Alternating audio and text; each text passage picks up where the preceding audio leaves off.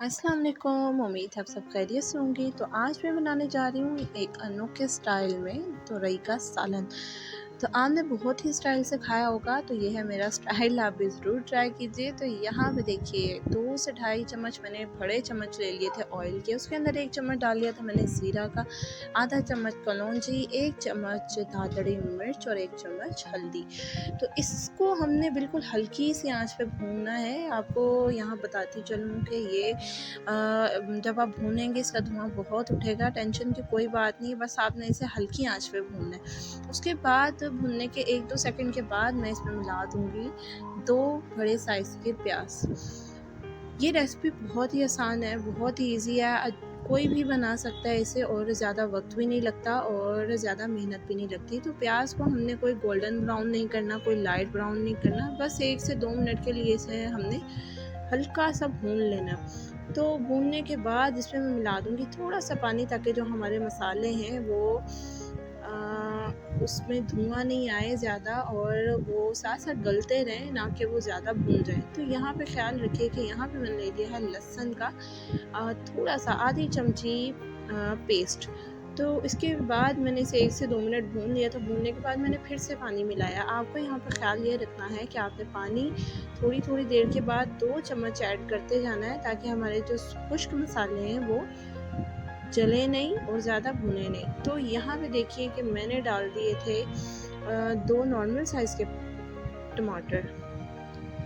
इनको अच्छे से भून लूँगी मैं और इसमें भी मैं पानी 1 से 2 चम्मच मिला दूँगी, ताकि टमाटर आराम से गल जाएँ और जो मसाला है वो हमारा जले नहीं और अच्छे से गल जाए। तो प्याज को भी यहाँ पे गलाना है, इसलिए भी मैंने इसमें पानी मिला दिया था। तो यहाँ पे ढक दूँगी मैं इसे 2 से 3 मिनट के लिए, और देखिए 2 से 3 मिनट के बाद काफ़ी टमाटर गल चुके थे। इसे मैंने हाथ की मदद से इसे मैंने थोड़ा-सा और मैश कर लिया था। तो इसके साथ ही मैं आपको बताती चलूँ, जिन व्यूअर्स ने अभी तक हमारे चैनल को सब्सक्राइब नहीं किया, हमारे चैनल को काइंडली सब्सक्राइब करें, शेयर करें और लाइक करें।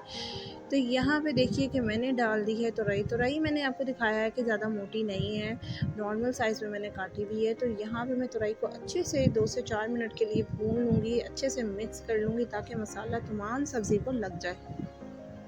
और कमेंट सेक्शन में साथ साथ बताते रहिए कि हमारी रेसिपीज़ आपको कैसी लगती हैं। तो यहाँ पे मैंने अभी शुरू में तो मैंने कम नमक मिलाया है, क्योंकि तुरई का अपना ही एक टेस्ट होता है, तो इसमें नमक मिर्च ज़्यादा हो जाता है, इसलिए मैंने शुरू में नमक की आधी चमची डाली है। उसके बाद मैंने इसे ढक दिया था 3 से 4 मिनट के लिए। 3 से 4 मिनट के बाद देखिए कि तुरई ने पानी छोड़ दिया है। तुरई बिल्कुल पानी से भरपूर होती है, तो इसमें देखिए कि तुरई ने जल्द ही पानी छोड़ दिया है, और इसमें हमें ज़्यादा पानी डालने की ज़रूरत नहीं है, ज़्यादा मेहनत करने की ज़रूरत नहीं है। आप किसी वक्त भी बहुत जल्दी से आप इसे बना सकते हैं, बहुत ईजीली बनती है।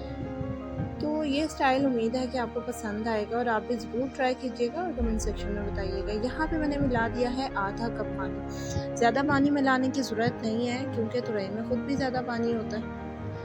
तो यहाँ पे देखिए कि बहुत ही शानदार से खुशबू के साथ तुरई तैयार हो रही थी, और बहुत ही मज़ेदार, बहुत ही लजीज बनती है। आप भी ज़रूर ट्राई कीजिएगा। और यहाँ पे देखिए 4 से 5 मिनट के बाद या 10 मिनट के बाद आप चेक कीजिए कि हमारी तुरई गलना शुरू हो गई और पानी डबल हो चुका था।